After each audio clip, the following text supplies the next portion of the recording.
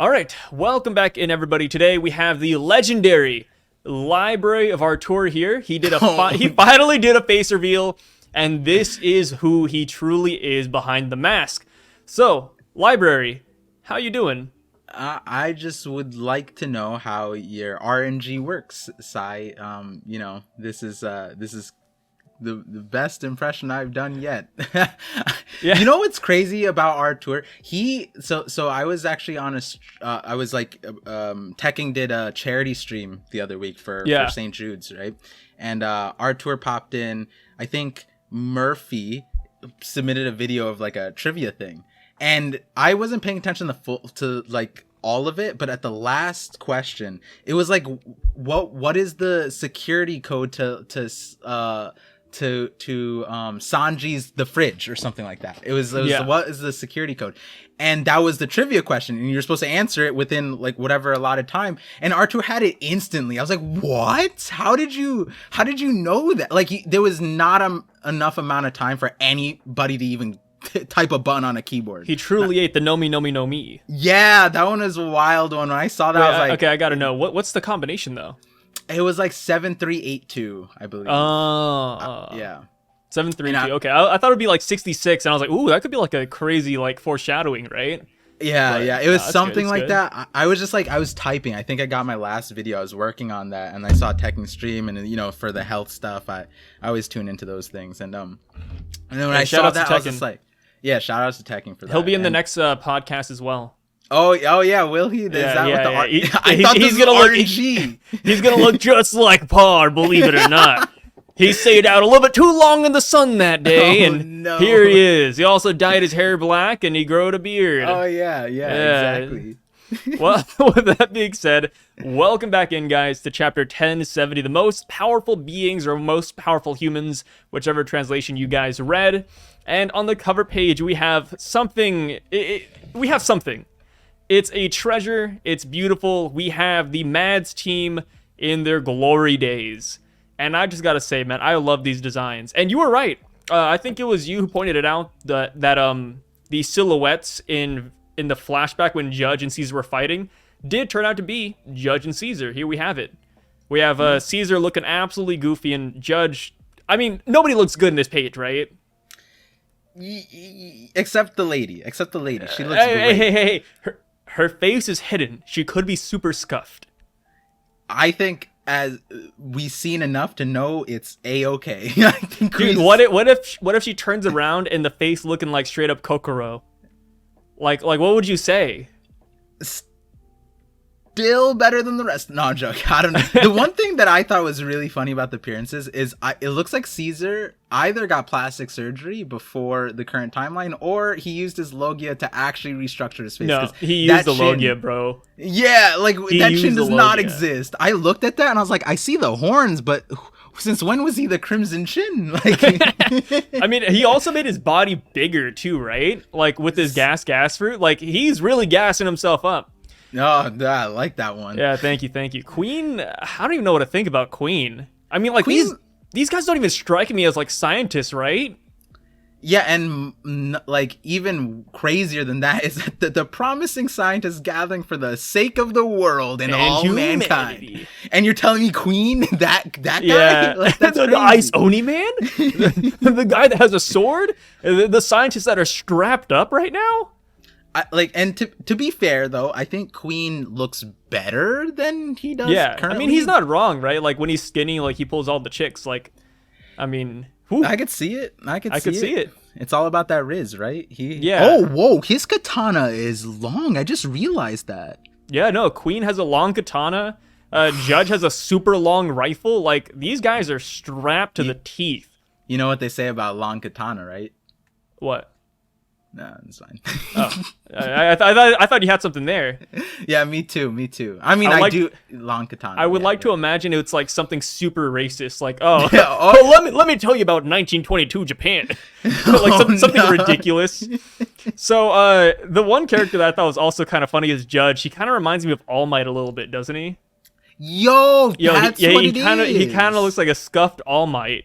You're right. Oh, Yeah. see, I was wondering. I think I said in my live reaction, I was like, "This something about this feels familiar." I was like, It just looks off. Like a Mandark from Dexter's Laboratory, like kind of like a dweeby kind of thing. But then, yeah, the All Might thing fits perfectly. Even the hair. That's kind of crazy. Yeah, you're right.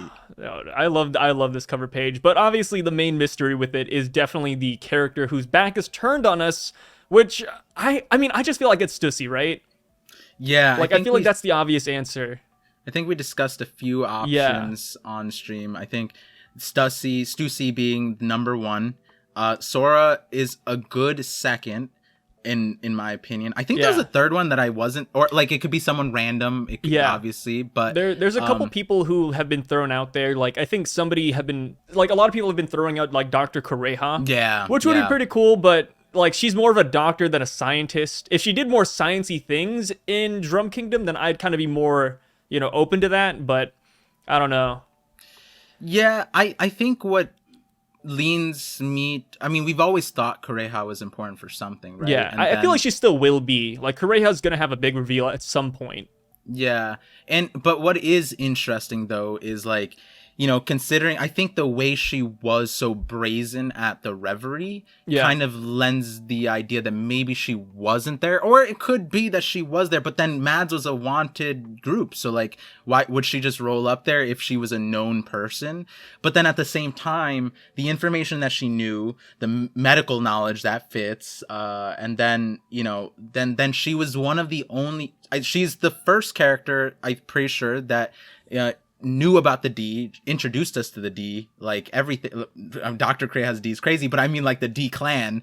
Oh yeah, and she looked at Luffy and said, "Yo, the will of D lives on, huh?" Like that's crazy, right? And that kind of knowledge seems like something that someone in the Mads group would be not privy to, but you wouldn't be surprised if someone in that group of the entire One Piece planet, that group makes sense. Like, oh, they know about the D clan. All right. Makes sense, you know? Cool, whatever. Yeah. Though Queen is questionable, but Caesar and Judge didn't really give us any lines relating to the D, I don't think. So it's really only Vegapunk that knows a lot about the ancient history, or at least a little bit of it.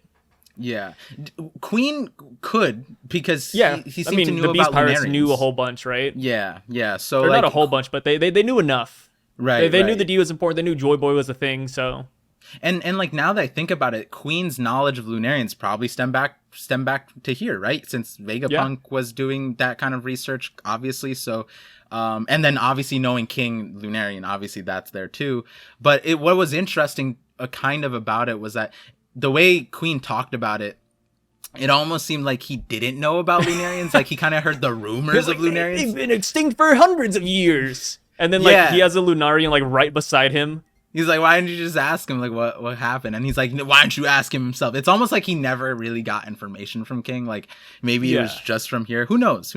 I mean, King was kind of like Kaido's first subordinate, so maybe Queen really just didn't know, right? Like, true. Did he ever look underneath that mask? Like, we have no clue what their dynamic really is. Like, whenever King and Queen are in a scene together, they just don't even really talk, right? Like they're kind of like, Kaido, cool. Yeah. And I always love it when like you get a character that feels like they should know the information, but then when they speak, you're like, well, I mean, like, thanks for the information, buddy. Like the way he talked to Sanji was just like, it was just like he didn't know. It's like Who's Who, right? Like Who's Who just dropped a bunch of lore for no reason. True, like mid-fight with Jinbei. I feel like even Who's information, that prison guard dropped some lore bombs versus what Queen got was like the scraps, you know? Dude, like Who's Who was like, oh man, this devil fruit, that was the one that Shanks took from me so many years ago, and you won't believe what I heard in prison. And then Jinbei's just like fighting him off, like, what are you talking about, dude? Come on. Like he's just boxing him like Mayweather. Yeah, it's funny. It'll be interesting to see like where, because I keep on talking about this when we talk about the cover stories, like did we expect this to come out of Germa 66's Cold-Blooded Voyage? This 1000% could have been a different cover story, I'm not gonna lie. I mean, not like different, like we get something different entirely, but this could be like, I don't know, the Mads Team Adventure Volume 1, right? Like it doesn't have to still be Germa 66. Like how far will Germa go? Essentially, at this point, any character that Germa runs into could just be added to the cover page. Like, imagine if Germa just sails by, I don't know, Marco's hometown, Sphinx Village or something, and then all of a sudden they're like, yes, Whitebeard, and then he's on the cover page, and it's like, Germa's excursion number 29. Like, come on, just name it something else at this point. It's not even Germa related. And my question there, and it's always been the same question, is where is Oda going to go from here, right? Because I don't think, when I asked those questions in the last few chapters, I don't think anybody could have really predicted the progression of it. Like, we're going to see Dufeld in front of the Mads. Yeah. Like, no, nobody predicted that. The Mads team. Right? Queen's going to be in it. And then for us to go from Mads and not circle back to Germa and just go back to, like, and then, more in depth on the Mads thing, that made me realize something. There might be two routes here. The one route is Oda could be using the cover stories to tell us about Sora. So that could be a way to, because this is Germa's cover story. So the cold-blooded, he just changes heart and he leaves Mads, and we see that. Yeah. So that's one route that I see. And so that would be a really good support for why this is Sora. But the other route it could go is, maybe that is just Stussy. Maybe that's someone else. Regardless, maybe Oda is going to show us how Judge leaves the Mads team. And we get where like Vegapunk got captured, or the Mads team got captured, and Vegapunk and Judge kind of had to go their separate ways. It might show us in 3 panels that kind of backstory, so we don't have to go through it in the story itself. Back onto the chapter though, we cut over to the fight and we see Luffy losing to Lucci. We all love to see it. Lucci knocking down Luffy, finally beating him in what I think is 1 hit. Or is that Conqueror's Hockey? Conqueror's Hockey. Oh, God. Sorry, guys. We're not reading the same manga here. I'm reading Two Piece. Sai is spoiling chapter 1071 right now. 1071, yeah. Lucci wins the fight. They go to a rematch, and it's a stomp, actually. So, we pick up where we left off last time. Sentomaru hits the ground, and Sentomaru is still alive and kicking. Lucci just cannot finish anyone off. First, it was Atlas, and now it's Sentomaru. We hate to see it.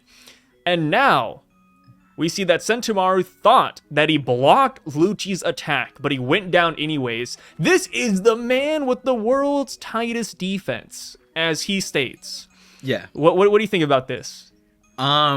Factor Cap, do you think he has actually the world's strongest defense? Nah, it has to go to Kaido, right? Like, Kaido would probably get, like, this would be if Zoro used, like, Dead Man's Game, right?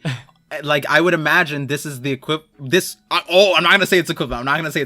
But I'm gonna say that it probably, drink the coffee. Like, what was before Dead Man's Game? There was, like, he did Dragon Twister. It'd probably be like that, where it would give a scratch, and then so that's what Handgun would probably do to Kaido, I would imagine, like, maybe. And like, Kaido, you guys heard it here first. Handgun would scar Kaido. I think it would kind of crazy. Like, okay, I understand, but okay. You don't think Lucci could scratch Kaido? I think he could. I mean, I don't think Lucci would leave a scar, but as far as like damaging Kaido, I'm sure Lucci could. If he put his back into it with his awakened form, I'm sure he could. I mean, like, if we gave Luffy nails, right, like claws like a leopard, then I'm sure he could scratch Kaido too. Like, technically he didn't scratch Kaido, so like, he just turned him into rubber. Yeah, he just beat his ass down. Dude. But like, on the other end, right, I think that it's kind of crazy that Sentomaru, like, sensed. I would think that we would just leave it as a blitz, but like, Oda was just like, no. Sentomaru's defense is fast, so tight. Bro. It's tight. Tight defense. Swift and tight. Sentomaru is grippy, bro, but let me tell you, it wasn't tight enough to block that attack.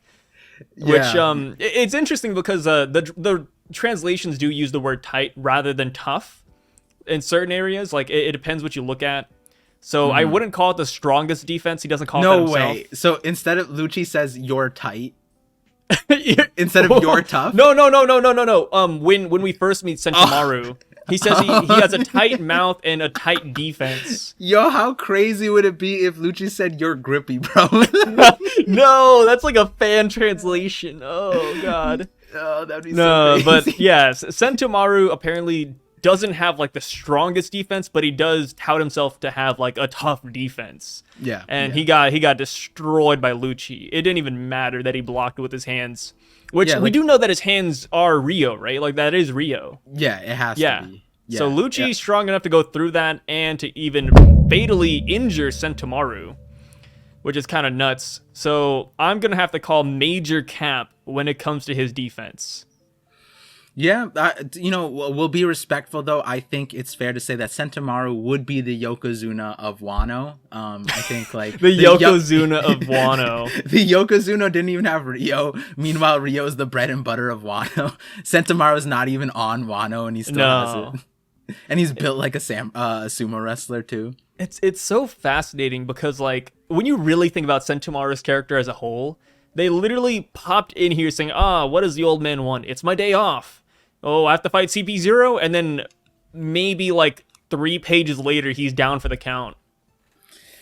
Yeah. Like, I don't know if maybe it's pacing, maybe it's just to show off how strong Lucci is, but I'm looking at SENTOMARU and I'm like, yo, like this guy's a plot device. Let me tell you right now, this guy's a straight up plot device. I think it's got to be related to like Kizaru, I feel like, to get some of that bond shining. But yeah, how do you feel about this? I think like, normally when people use the plot device, like, way to knock something down, there's usually a lot of times where there's explanations that people just don't like or something like that. But in this case, I think plot device is a fair take because he's introduced as Vegapunk's bodyguard, and like Vegapunk needed a bodyguard. Like his body needed to be guarded. Yeah, like the entire time we were here. So like the fact that he was never even mentioned at all, like we didn't even get a visual of him. Not him walking around, not him clashing with like Sanji even. Like, well, I mean, I say him Sanji getting just alerted, like random, but getting alerted that the island is being intruded by a Yonko crew. On the water, in the island, when holograms and Kuma was about to arrest their asses. Dude, right? Like, where was SENTOMARU there? SENTOMARU showed up and he says, it's my day off. And then he's like, Luffy, Straw Hat Luffy, what is going on here? Yeah, CP0, like the guy's the most clueless man in the world. Him being day off, it's like, sure, but like he's also like you have security. One job, bro. Yeah, like the security, like what? One job. Does like what happens if Vegapunk's killed on his day off? What a great day off, Yeah, he comes back to work. Oh, I guess the old man kicked the bucket finally, huh? Ooh. Yeah, great guarding the body. Like, there's no alert. On my shift? Like, there's no life alert. Like, help! I've fallen. I need help. Like, where's that? Imagine like Luffy and the Sunny are like sailing across the sea, and then a storm rolls by, destroys the Sunny, and then Nami's like, "Oh, it was my day off." Yeah. Nami walks out of the cab. No, it's my day off. Like, ooh, what's happening here?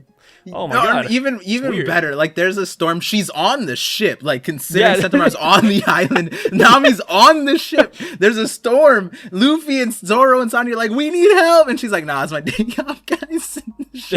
Yeah. She just like clicks in like 30 minutes later, like, oh my god, it's a storm, guys. Well, what's happening here? Yeah. Oh, you see this? Who's the navigator?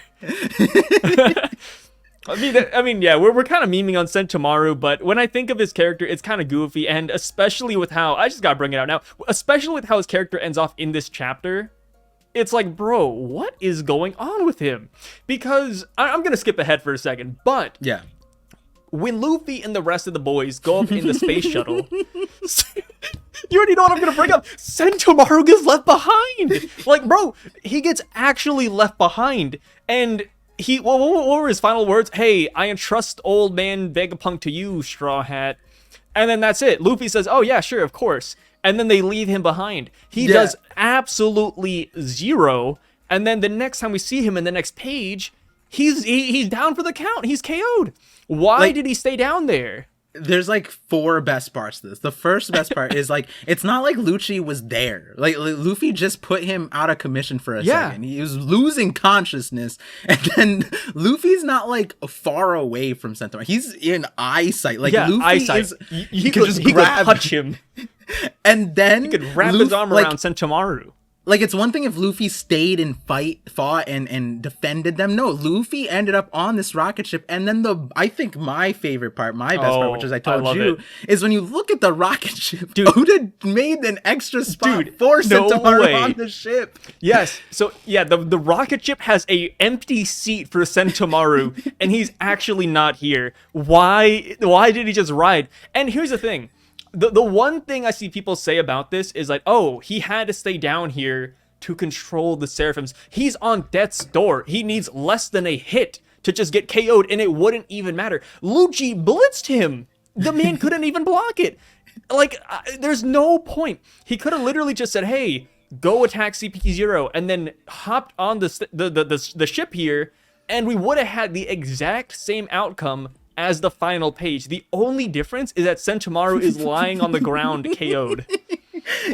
Like he chose death, literally. Like, who would stop Luffy from grabbing him, right? Like nobody's there. Nobody's gonna stop him. Like, the Seraphims are taking care of like the fodder. Kaku and Stussy are gonna stop Gear 5 Luffy from doing what he wants. Lucci couldn't do that. Yeah, picking up a dead body, like nobody would care. And if anything, they'd be happy because like, oh look, Sentomaru's gone. But guess what? Like, Sentomaru's KO'd, like, the next page. Like, he accomplished nothing by staying behind. I think that's the worst part. If he did something, if he had a final stand, if he had a final order for the Seraphims that did something, I'd be A-okay. You know, I'd be jumping with joy. I'd say, oh, Sentomaru, you know, I'm gonna pour one out for you, homie. But no, nothing happened. Oda kind of memed on him with that empty seat, and it's just goofy. That's why I call him a plot device. It just the whole segment with Sentomaru just doesn't really make a lot of logical sense. One thing here, though, and I don't know if this is how it would go down, right? But like, I'm thinking about the future, right? Do you think that Vegapunk goes to CP0 or CP0 goes up to Vegapunk? I think CP0 goes up to Vegapunk. Okay. So the reason, like, that is an interesting thing, and I think that does make the most sense. But like, the problem, so then they leave the Seraphims down, right? Yeah, you literally have to. Like, the Seraphims are not that big of a threat as some people think they are. Like, they still are. They're very OP. They're very strong. They have devil fruits. But when you think about the hierarchy, like, if one of the Seraphims were about to attack Vegapunk or the satellites, he could just say stop. Yeah. Attack CP0, and then boom, it's done. I mean, it's One Piece. Maybe there's gonna be a gag there somewhere. Maybe like they put earplugs on the Seraphims and that's it. Like I could see that happening, right? Like I feel like that would make the most sense in a One Piece way. Just put earplugs on them. They can't hear Vegapunk. GG, right? Like they can't go back to your side until you take them out. But yeah, like I don't think the Seraphims are a giant threat necessarily. Like they could easily get negged. Yeah, and so like. In terms of gags, I kind of like that. I kind of like that idea. Someone I think brought it up on the stream, and I've been thinking about it, and I wouldn't be too upset because then it could open up like a bad design for Vegapunk. Like you couldn't think of a better idea, and then it's like Pythagoras or like the wisdom one being like, all right, back to the notes, and it's just like going off into their space. That'd be nice. There's a way that plays nicely. What I was thinking about is in the context of Sentomaru, because like, if we keep him alive, like you were saying, the hierarchy is a problem, right? The moment CP0 leaves, and if the Seraphim stay and Sentomaru's there, then and he's not dead because they don't care about killing him, which is weird. Then they leave, and then he just takes control of the Seraphims again. And then the alternative of that is they bring the Seraphims up, but they don't bring them to Vegapunk. But then, like, if Sentomaru is still alive, like, what point is keeping him alive, right? Because it almost feels like, is that going to play a purpose? Or is this Oda just not liking to kill a character? I would think of all the characters to kill, Sentomaru would be one to kill. But, like, this early in the arc, I don't know. And then, like, is there a purpose he has for him? And then what is the purpose? I can't think of one right now. The only way that CP0 having the Seraphims currently would make a lot of sense is if maybe a Gorosei member showed up and he's like, yes, kill Vegapunk. And then that's it. You can't overwrite it. Because that's like the ultimate like call right there. That's the ultimate order. That's the only way like everything could work out for CP0. But even then, like, I mean, it doesn't work via Denden Mushi, so they'd have to literally be here, which that probably wouldn't happen. It was really interesting. Like there was two things. So one, after my stream I was thinking about it, like how crazy would it be if Kizaru has been masquerading as, he's a Gorosei member, but he's been masquerading as Kizaru the entire time. Oh, here's a good one for you. You know how Stussy is apparently like really old, but she looks really young? Sure. What if she's like one of the OG Gorosei? And she like changes forms? Or no, like she's just like has immortality or something. Oh, like she's not the current Gorosei that we see, and she turned into she's like a previous set of Gorosei. That would be, just for the sake of the conversation, that would be interesting, because one of the gripes about like Akainu, about Emu, about Gorosei is them being a pencil pushing behind the desk, kind of not being able to do anything, right? So then like the Gorosei members be like, I wish I could just take care of it myself, and then we have Stussy. Here's a good one. I mean, she's like what, the queen of the red light district? We know how much the Gorosei like slaves. Maybe maybe there's something there. That is, because I brought up the same point in the context of the Gorosei needing slaves and who's upholding it. Yeah, the Stussy being a part of that, and then possibly Shanks. But the overarching point is that that industry is something that we are going to learn about very, very soon, in my opinion, because the last saga is here, and that is, slavery is the ultimate, it's the topic, opposite bro. of freedom. So then, we're going to be touching that. It would be interesting to get, I never even thought about Stussy in that regard. Remember, like, before we were saying, like, why is Oda giving us this exposition about, like, her knowing a lot about Vegapunk and the island? Yeah, and like I feel like now that I think about it, Stussy's background is probably important, because the red light districts is not just for the slave part, but the red light districts is like they have that, right? Like in Japan. So, that is a cultural thing that might get more fleshed out as we go on, in line with the other stuff too. It would also explain how she got into CP0. She just promoted herself. yeah, like she's like the next coming of Mother Caramel or something like that. Oh my gosh. Yeah. So back to the chapter, we're still like on the first page here. I thought it was kind of funny too, how when SENTOMARU goes down, Luffy has like his eyes popping out, say, "Hey, sorry, I didn't mean to distract you." It's kind of like when you like die in a game of Fortnite and somebody's emoting on your dead body. Like, that's kind of what Luffy reminds me of. Like, if I'm dying and I look up and I see Luffy with his eyes like popping out, I'm like, oh, dude, why? Is this the last thing I'm gonna have to see? Yeah. But yeah, SENTOMARU's down for the count. Lucci's trying to go in for the kill, and then Luffy uses Gama Gama no Booming White Whip, or Dawn Whip, or White Whip, depending on which translation you read, because they're all technically correct. And we get a good old reference to the Dawn, which, it makes a lot of sense, right? Like, this is his liberation form. He's bringing the Dawn everywhere he goes. Oda loves the word Dawn. You know what? The D might even just stand for Dawn at this point. Yeah. I mean, I don't see why it couldn't be. And as we're getting more and more into the story, I think, I don't know if we had this conversation on my stream or off call, but the point being that like the Oda's throwing in desire, dawn, like dreams, like so many different D words. Everything it almost starts feels with like a D. Yeah, it almost feels like Oda's doing that on purpose to maintain that, like, here are the options. Which one is the best option? And I think the best option is just the Dawn, because, like, his move and the sound effects and the music and the drums of liberation, I feel like that just kind of makes the most sense. Just wait till, like, the next chapter, like 1071, we get another D word. Yeah. It's like dinosaurs. Like, so Vegapunk's like, have you heard of dinosaurs?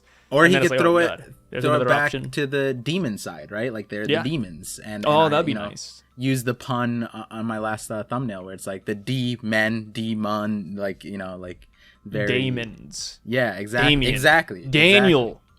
Exactly. Did you say Daniel? Yeah. There's a Daniel watching right now, just like... Monkey Daniel Luffy. Oh, God. That's better than Greece, where they did... not even Monkey D. Luffy, they did Drake the Monkey. The D Wait, what? Drake. Wait, what are you talking about?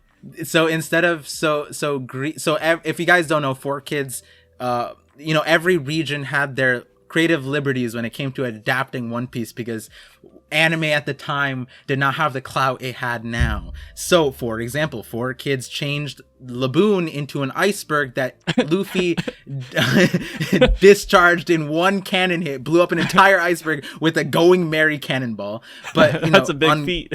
On Greece's end, I don't even say mistranslated. They translated on their own all the names. So like Garp is Richie. Richie! A dragon is Lucky. Monkey D. Dragon is Lucky. God, these guys sound like dogs. One dog names. One Piece was not aired as One Piece in Greece originally. It was aired as Drake. Just Drake, named after Drake the monkey. Go to the Drake. Which is Luffy. Luffy's name is Drake the monkey in the show. And Drake, the red dude, what am I listening to? And Laughtail was not Laughtail. When Crocus said Laughtail in Greece, they said the red line. So, the last island is where we are standing. We already passed it. We already hit the One Piece. Yeah, and to be fair, like Greece is too far ahead of our time right now. I We're living in the future. Curious to know what they would have ended up doing with like the ancient weapon names. I can't wait till Oda orders like a buster call on Greece just to hide all that top secret information. He's like, how did you know about Lucky, Richie, the Red Line, and Monkey D. Drake? I like how they didn't even keep it consistent. Like we got Monkey D. Dragon, but and Monkey D. Garp, but it was only Drake the monkey apparently. It wasn't Drake the Garp or anything. They missed like half the name. Yeah, it was very, very odd. Very, very odd. So back in the chapter, Luffy starts spinning out of control. Jinbei ends up picking up Atlas. And I just gotta say it right here. If you had the time to pick up Atlas, you're telling me that they couldn't pick up SENTOMARU? Like, dude, Chopper, bro. Like, he has his man-beast form. Like, he could have easily picked up SENTOMARU, right? Like, and he's right there. This is yet again another time when Lucci was out of commission because Luffy just smashed him into a building. Lucci ain't even here right now, and they're just leaving this man to die. But yeah, we have a little bit of a gag. Luffy's going the wrong way by accident, and then we see Mihawk, Jinbei, Seraphims going at it, and then Kaku and Stussy make a pretty cool remark saying, hey, like, don't forget, they're just children. They're gonna be really scary once they've aged up. Yeah. Which I feel like with how many people are mentioning the age of the Seraphims, I really do wonder if Bonnie in this arc will age them up, or if that's just something we'll see at a later date. What do you think? Yeah, no, I've been low key in a weird way on Brago's draft. My team consists of Enel. Lucci? Oh. I'm not gonna say all of them, but Enel, Vegapunk, and at the very end I grabbed Bonnie because they were like, once they realized how cracked my team was, they put a time stipulation, and I was like, I'll grab Bonnie. And so with Bonnie, Vegapunk can on the spot make a Seraphim, and then Bonnie could, even if it's a fetus, bro, she could age that shit up into a full Seraphim. And I'm like, you can't beat the vision, you know what I mean? They're scared, they're terrified. She could even like age up food, right? Like she could like expire all of the food in your fridge. If she wanted to. Maybe that's just Shinobu. Maybe that might be the discrepancy. Shinobu can do people too.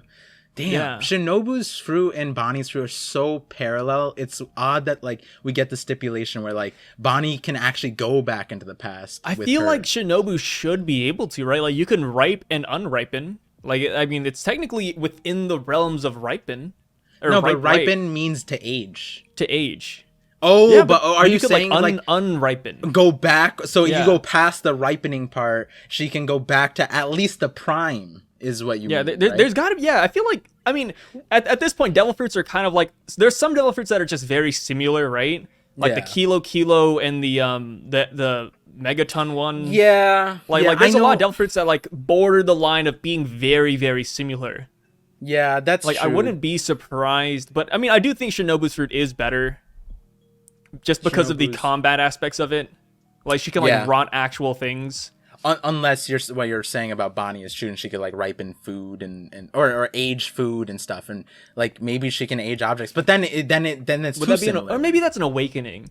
I don't know. Yeah. Like it's weird. Devil fruits are weird, guys. Who's wishing for this? Why are these your desires? Yeah. And speaking, what's up? No, I was gonna say, like, at least with those fruits, it kind of makes sense because, like, maybe they were born out of the dream of, like, I wish I was older. You know what I mean? I wish I was like the strongest I could be, and that's Shinobu's. Bonnie's is like, like I wish I could be a kid again. You know, maybe that's where it started.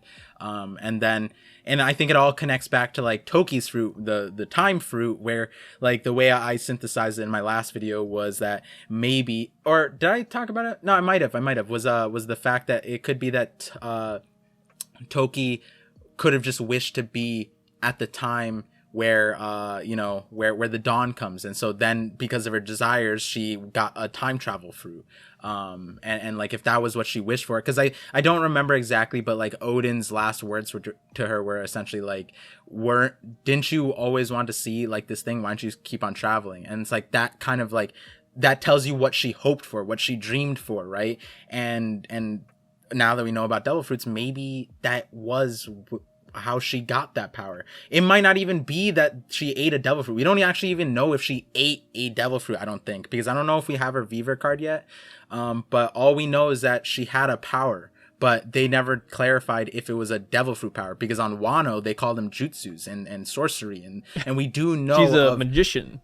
Yeah, we do know of many characters in One Piece that have powers that are not devil fruit related. Madame Charlie can see into the future somehow and doesn't have a devil fruit, for example. Like, there's many characters, and I think what was cool about Wano was that Wano and Fishman Island, they don't call them jutsus. They either call them curses or sorcery. So it lends itself to that like vagueness that you could do that with Toki's fruit, for example. So with Toki's fruit though, like, let me see. They call it the Toki no Mi, actually. Yeah. And like that's where it's weird, because it's like her name is Toki, right? I don't know if we have another example like this in the story, but the person's name being exactly what their fruit is. Do we have another character like that? I feel like we did. I feel like there could be a couple. I wouldn't be too surprised. Yeah, I'm trying to remember if there was like a 1-to-1. Like their name was actually the fruit. I feel like maybe Toki was the first one, but like, yeah, that was the whole thing where it's like, the fruit's names, where it comes from. Yeah. Because like now we're learning that these fruits are the evolutionary paths of humans, right? Or that's at least the most fleshed out theory, a canon theory that we have at the moment. Whether or not Vegapunk is 100% right or 50% right, I guess we'll have to wait. But on current logic, there's a possibility that this Toki isn't like a fruit. Really blue-balled us. She could have dropped so much lore, but she did not. I bet Odin knew, but as far as us, we know nothing. They could have dropped more lore for us, Toki, next time. Remember that. Oh, here it is. Trivia on the wiki page. They clarified the Toki no Mi was not entirely named in the manga, instead being called the Toki ability. It was given its full name by the Viver card data book. So the Funimation translated as Toki ability as the time fruit. So there was places that just auto translated it to, instead of ability, just saying the fruit. Yeah. That's what I'm understanding at the moment. It could always be like changed at a later date, and Oda could come out and say, well, wasn't a devil fruit. It was actually just her and her desire. Yeah.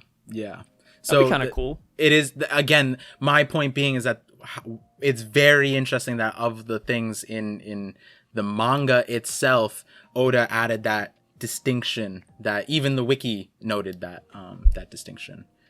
So since we're on the topic of devil fruits, we actually learn a little bit about artificial devil fruits. Yeah. We learn about Zoans, Paramecia, Logias, and I think it's kind of interesting. It's like looking at a video game and looking at the dev notes, and they're like, hey, Zoans are free for everybody, but mythological Zoans need to be nerfed. They're a little bit too OP in this current patch of 1.03, so they can only be made with a lot of resources and special time and, special treatment. And who knows, can they awaken? I have no clue. So that seems like a big nerf for them. It's pretty cool. I wish he explained how he fed objects devil fruits. That's one thing that I wish we got from this chapter. I feel like it would have fit really well with this explanation here even, right? I feel like there'll be a better place. Yeah. But I can see why you're saying that, because if if he's talking about Zoans, right, the direction that they went was the one that we're dealing with right now, which is Awakenings. Makes sense, right? It could be that this, you know, what would be the word for anthropomorphic? Anthropomorphic. Yeah, that one. That discussion comes at a later time. You know, I can't think of a reason to currently, because they don't have access to anything related to that. But maybe Frankie asks like about Funk Freed or something. You know what I mean? Like it could be something like that. And is Spandam on his way here, or was that Spandam? No. Okay. From my knowledge, I don't think so. Spandam's just kind of chilling somewhere. Yeah. So we don't know what Spandam's situation is, but like, hey, if this is like an Enies Lobby callback, I wouldn't be surprised if Spandam shows up with the Marines, for example. Like, that'd be, you know, it would make sense to bring him here. But it also makes sense to not even include him. If Spandam shows up again, do you think he's going to be strong? No. No? I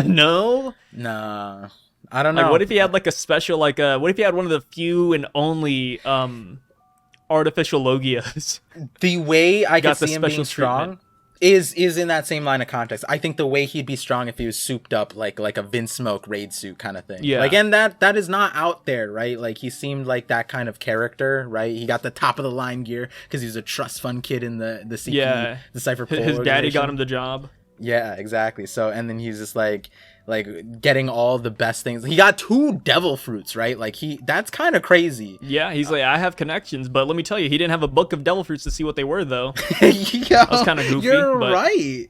Wait, that's kind of funny that he didn't know. Because I was rewatching Enies Lobby, and then he was like, I have these devil fruits, but, you know, I don't know what abilities they're going to give you.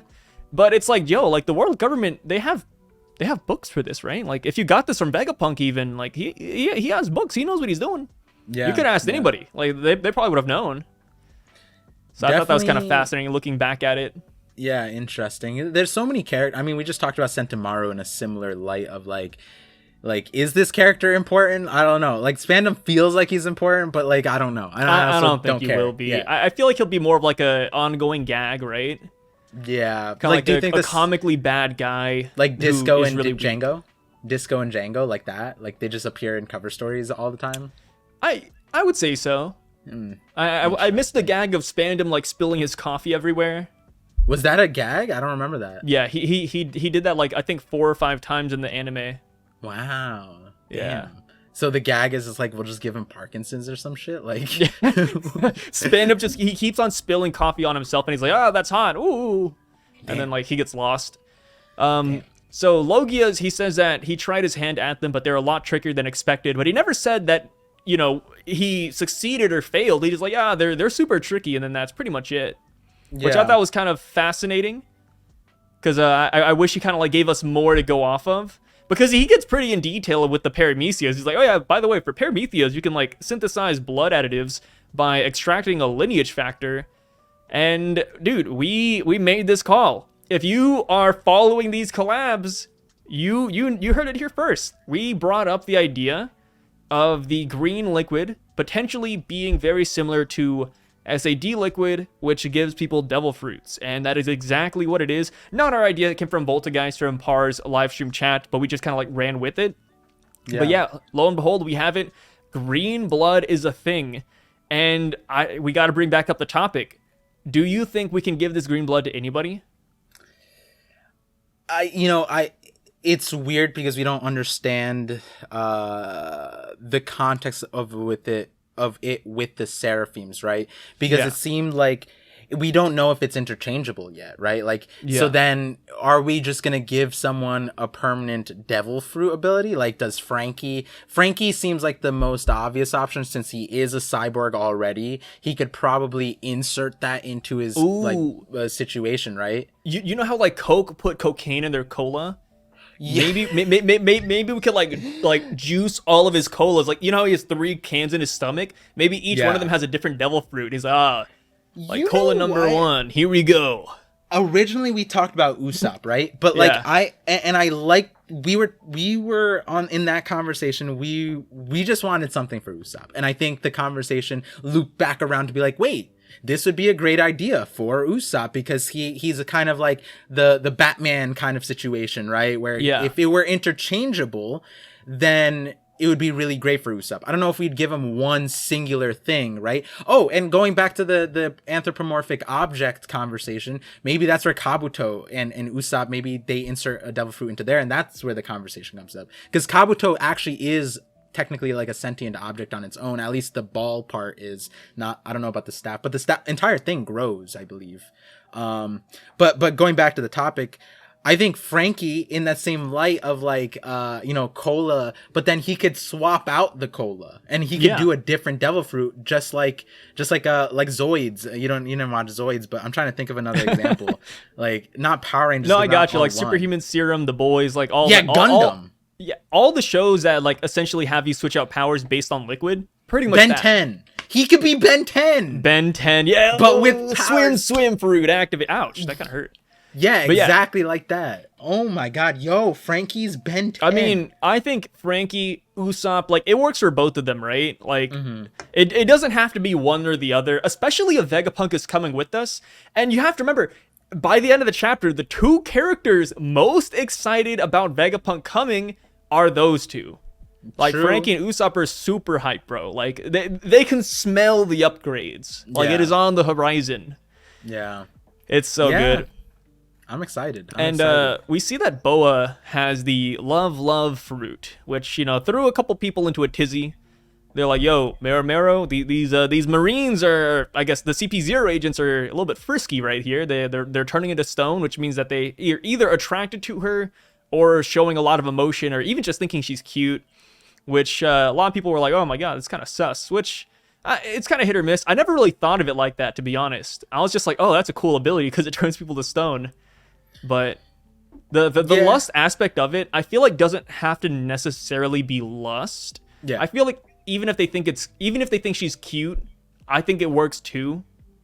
It's basically just if you're overwhelmed by something, anything. Yeah, any emotion really. Exactly. If you cannot control your emotions, which is something I've talked about, right? Because like what's interesting, and I haven't used this in this context, but in terms of fruit abilities being possible outside of the devil fruits, think about it like Sanji. Sanji did this on his own through his rehabilitation on Fishman Island. If you watch my Sanji video, I break that down where it follows the passions that we talked about in a previous collab, where Sanji froze his emotions because they were too overwhelming and became a statue, and that was emphasized in the chapter. I believe it's like around chapter it was like in Fishman Island. Yeah, around 612, 613, I believe that's where it happens. It's like when they land there. And it seems like a gag at first, but it's like, yo, he froze exactly like a Boa Hancock kind of a devil fruit ability. And it's interesting because the devil fruit Medo no Mi is actually just a phrase in Japanese. It's not even like love necessarily. It doesn't translate to that. It actually means drunk on emotions, which, I mean, has a myriad of meanings, right? Right. Like, it doesn't have to be anything specific. Like, I would like to imagine, like what's a good emotion? Like, if I was really happy, maybe I would be affected by it. I have no idea. Yeah, no, I think that's... when you think about awakenings, right? Why is awakenings important? Awakenings are if the other will takes over your thing, then you lose out to the awakening, accordingly to what we know from Impel Down and what Vegapunk said recently. And when you put that into context, right? Like how do you lose your will? It's you're not be able to control your own emotions, your own will, your own desires, right? And you end up losing out. And when we're talking about Vegapunk, how we were introduced to Lilith, it was talking about like, wait, I can't erase these primal desires. These desires controlling your emotions, one from multiple different directions, are being highlighted. So I think making Boa's fruit that thematic makes a lot of sense when it comes to the last saga. If we're tying all this thing about desires and emotions and dreams and hopes, and you go back to what Nika is, for example, right? Here's a question. Could Boa freeze all the smile users or all the smiles on Wano, right? They're uncontrolled in smiling. They might be frozen too. Same regard as Nika. If you lost control of the laughter, is that being overwhelmed as well? Like, it's a very potent combination as well, if you think about it like that. If Luffy has the ability to eventually make people laugh out of their control, would they also be affected by Boa? And that gives you like a very interesting context when you think back to the Void Century, because yes, these if the Zoan fruits have wills, right, to some extent, and maybe there was original users in the past, all the users that have like a direct tie to each other now, they might parallel that in the Void Century. So it could very well be that whoever had Boa's fruit in the past was also had a similar affliction with Joy Boy or Nika in a very similar way, and that could be a lot of the tragedy that comes out about, like, I think back to when Rayleigh says you have to control your conquerors hockey, because it might affect people around you. And we see, like, when Luffy awakened, he had all the black lightning shooting randomly, and the whole point about conquerors hockey is that's the ability to overwhelm others. So it's a very similar context here, where if your spirit is strong enough, you can overwhelm others and essentially command them to do things. And maybe Nika comes to that point where it becomes a problem power, rather than like just, everyone smiling is a great thing, right? Yeah. Smiling could be a bad thing in the future. Very interesting. I think something here. Interesting about the Mero Mero no Mi here is that I kind of wish it didn't have this power. Mm-hmm. And the reason I say in what that context, like because of Blackbeard. Blackbeard showed interest in this fruit. Yeah. And I was hoping that we get to see like a different ability from the fruit that would make us say, oh, like maybe this is why Blackbeard wants it. Oh, I was kind of hoping we'd see like a secondary ability of some sort, or maybe we see an instance of a fruit having a different ability based on its user. Right. I think that'd be kind of cool. Yeah, but I feel like it was a tough ask considering it was given to Boa. Yeah, and it's like a Boa Seraphim made with Boa DNA. Yeah. So yeah, I mean, it is what it is. We have it here. We have the Ursus shock from the Kuma Seraphim destroying a bunch of random fodder in what seems to be a building in the background. And then he says that these are the most powerful beings in the history of the sea. And these are just kids, bro. Like, these are actually just kids. And we get to see that firsthand because, I'm going to skip around a little bit, but when Luffy and the gang are about to go to the shuttle, we see that Boa actually talks. The first time that we see them talk, and she has emotions. Yeah. And, I'm going to start a hashtag right here, hashtag free the Seraphims. Like, I kind of feel bad for them at this point, right? Like, I mean, I don't know if it's just me, but, like, if I were to have an AI, I kind of wouldn't want it to talk or have emotions, because then I'd kind of feel bad that I'm bossing it around. But now that I know, like, this is kind of like just a kid. Like, should we do something about this eventually? Like, what do you think? Where do you fall on this? Because it could go either way, right? Like, maybe they do like being bossed around. Yeah, but no, I feel like they got to be cut loose by the end of story. There's a lot of conversation around this. I think one of the main ones, now that we know the emotions, right? I think a lot of people are on your side of the aisle, where it's like, I saw a lot more comments being like, Vegapunk is evil because this is like child slave labor at this point, right? And when he says like the most powerful beings, a lot of people say that he had an evil look in his like face and his eyes, a very ominous kind of like perspective. And it's kind of like a curious thing, because he says like he didn't intend to betray the government, but then he's like, but we know his backstory with O'Hara, and he built these Seraphims like for what? And like, and now that we know that they have emotions, but he cares about them too at the same time. We saw in a previous chapter, it makes it weird, because maybe the care for the Seraphims was just in that satellite. I forget, it was Edison who cared. And then maybe Vegapunk, the main one, doesn't care as much. And Lilith. She cared a little bit. And we see Lilith caring about Atlas. Does Vegapunk himself care about? I mean, it doesn't seem like he even cares about SENTOMARU. Dude, but like, yeah, now that I think about it, Vegapunk hasn't really shown any emotion towards SENTOMARU. Like, the dude's about to die, and he's like talking about that, like the artificial Dela fruits. He's talking about like the most random things on the side, like the history of Dela fruits. Also, last time he Sun God Nika. He guilt tripping SENTOMARU. Like, bro, Vegapunk's kind of a menace. I like it, dude. Yeah, and so like when we're thinking about that, I think like the Seraphims having emotions now is what, like you're saying, very interesting. One, because now we kind of know Kid Jinbei was always just stoic, as like he just was just chill, like Zoro level chill. Same with Mihawk. Yeah, and like in Mihawk we get this insight, and for me, the Lunarians or the Seraphim stuff, it lends me to the same line of logic, and the logic could be flawed. I know, like, when it comes to creating ideas, like running on a line of logic this long kind of is to your own detriment, but I do like this idea that everything that Vegapunk has created has existed in the past. I've been re-saying that all the time. And the only difference is that in the Void Century, it was probably to a greater degree, and we have examples of that in the story. So what would be the equivalent of Seraphims in the past? Would that not just be Lunarians? So could it be that Lunarians were remnants of the original artificial race that was created? Created from what? We don't know, but if they had a different source material and Vegapunk just copied theirs, right? It lends itself that maybe the originals were original in all of their creations, right? The same reason why, like, the power source, right? That was probably an original creation. Devil fruits are probably an original creation. So I think in the same line, if Seraphims were based off of something else, well, we know what he based it off of. He based it off of Lunarians because King was there. So maybe King and the Lunarian race were the original ones as well.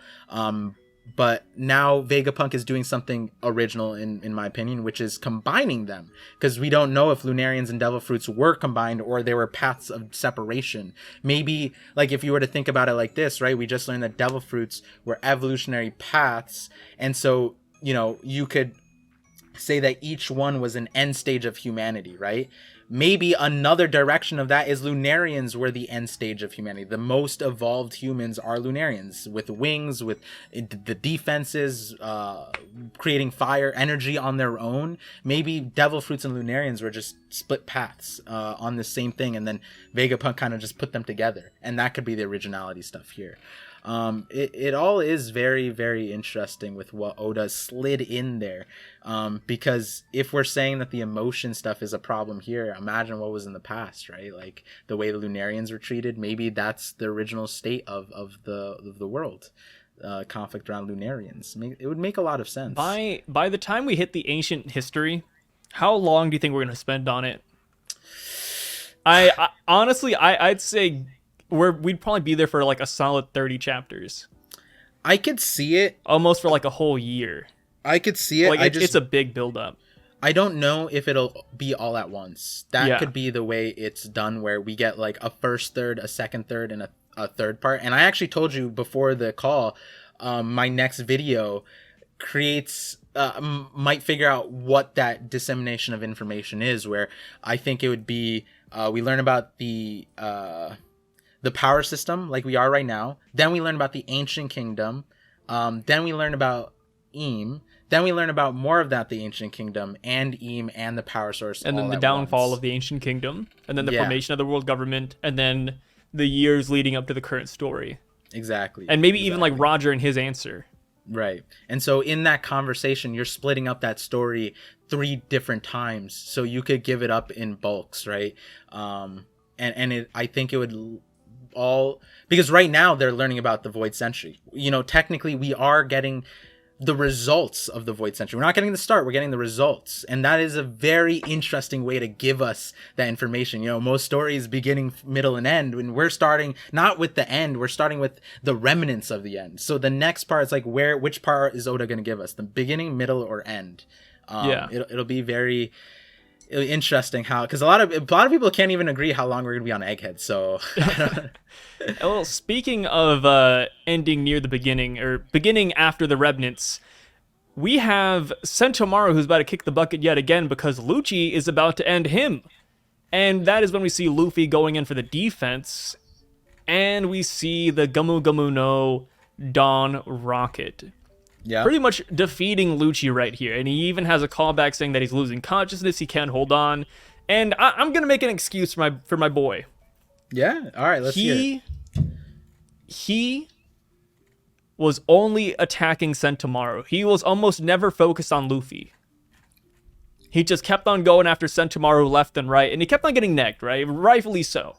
He should have been giving his full attention to Yonko Luffy, but he didn't. And that's why he started, losing this fight. But I feel like, come round 2, he's not going to do horribly as this time. Like, I'm kind of viewing Lucci as, like, the MC right now, right? Like Luffy went to Wano, he got whooped by Kaido, he got back up, and then he beat Kaido. I'm not saying Lucci is going to win. Lucci's not going to beat Luffy. It's most likely not going to happen. Luffy's the main character. He's, like, 99% chance he's going to win. But I think if they were to go at it again, Lucci might just finally land a hit, you know? At some point, the 10% scroll for attack for gloves is going to have to pay off. And you're going to get a big boost out of it. Lucci stocks are going to go through the roof. I got to make the excuse for him.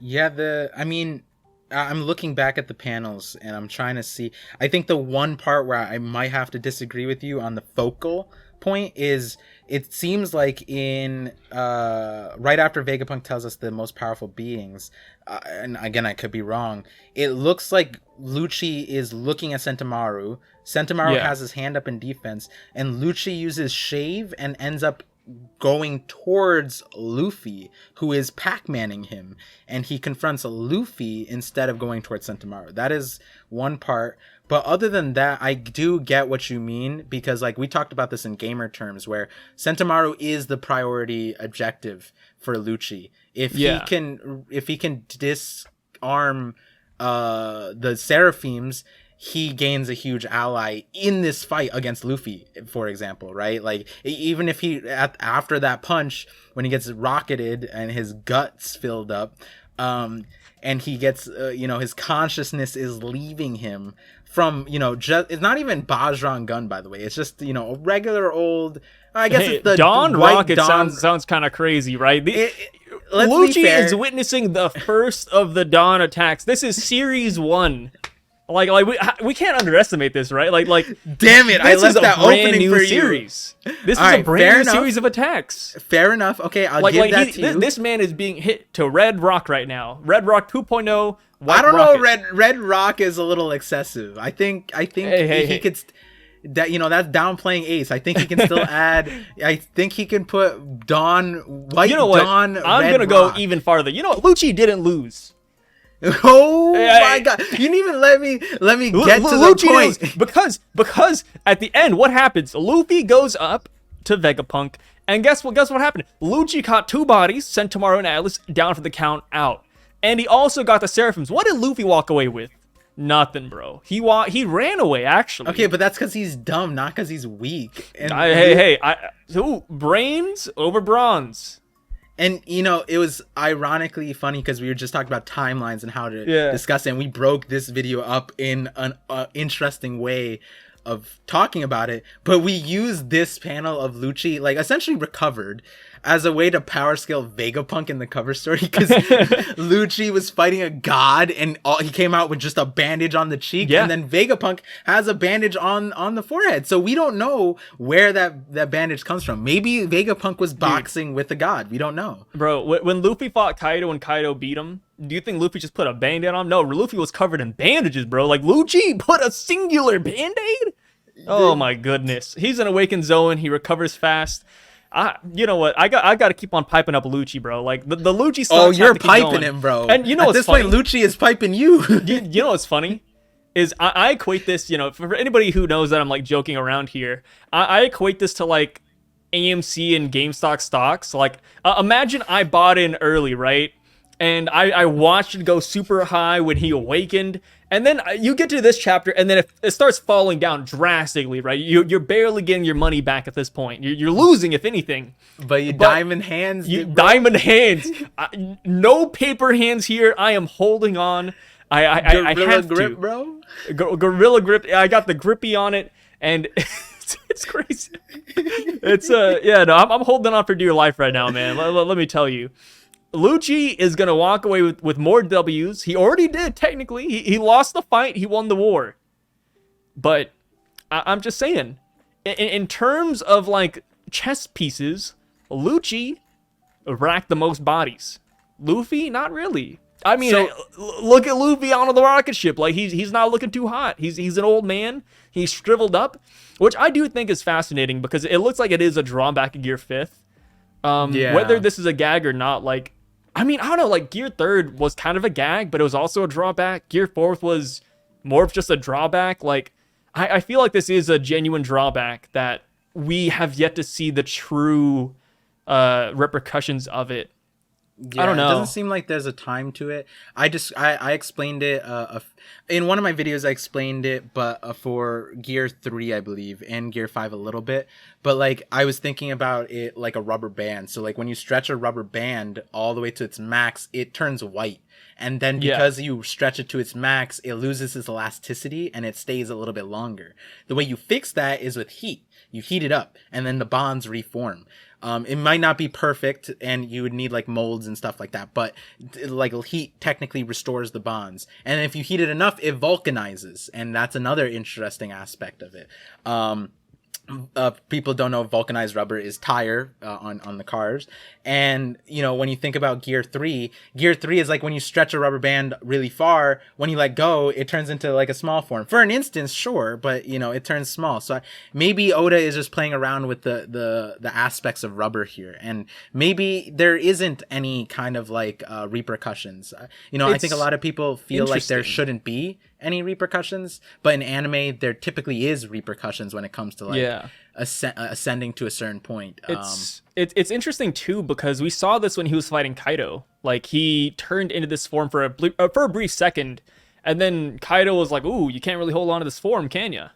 Yeah. So like, but as he fell from Onigashima, he was in Gear 5 and landed in base in Yamato's arms. And you kind of have to think about it like in that short amount of time, did he go old and then recover? Like, is it just the beating of his heart? Like, it's kind of weird.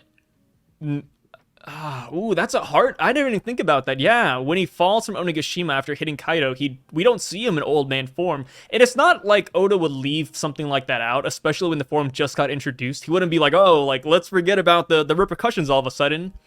So it's interesting that we do see it here and during his fight with Kaido. But yeah, I don't know. Like it's quite fascinating, and I want to see if he makes any comments about it. Which I am wondering if he has a limit to Gear 5th right now, just because he hasn't mastered it, and since it's still so new. Like, maybe he does fight Lucci again, and, you know, not a meme right here, but an actual suggestion. But what if Lucci shows up, he's awakened, and then Luffy is like, oh man, I can't use Gear 5th for a little bit. I have to beat him in Gear 4th, which could happen. And yeah, we might have to deal with the problem then, and the stakes could just get even higher. Yeah, and like it's fascinating. In terms of like the partial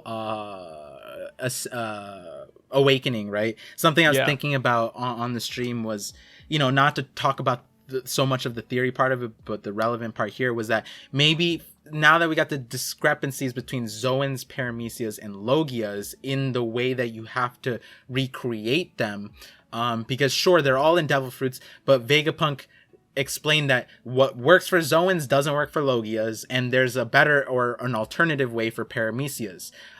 So that kind of makes them separate in some context. And I do want to talk about the Paramecias thing in a little bit, remind me. But with the Zoan side, I think it would be really interesting because a lot of people are already seeing with like Luffy in this chapter, he just spawned goggles out of his hair, right? Yeah. And when you think about what we're understanding from Nika, has the imagination of it could do anything. Who knows what the limits are? Why can't, if Luffy wanted to be a giraffe, why couldn't he be a giraffe? If he wanted to be a leopard, why couldn't he be? And you kind of think about it like he's a Zoan. Maybe Nika is the progenitor of not all devil fruits, maybe not all devil fruits, maybe there are other gods for the other devil fruits, but maybe Zoans. And the reason why I think that's interesting is maybe when Luffy's masters Gear 5 is, you know how like in a lot of lore, but I think in Japanese mythology, gods and dragons are on the same tier of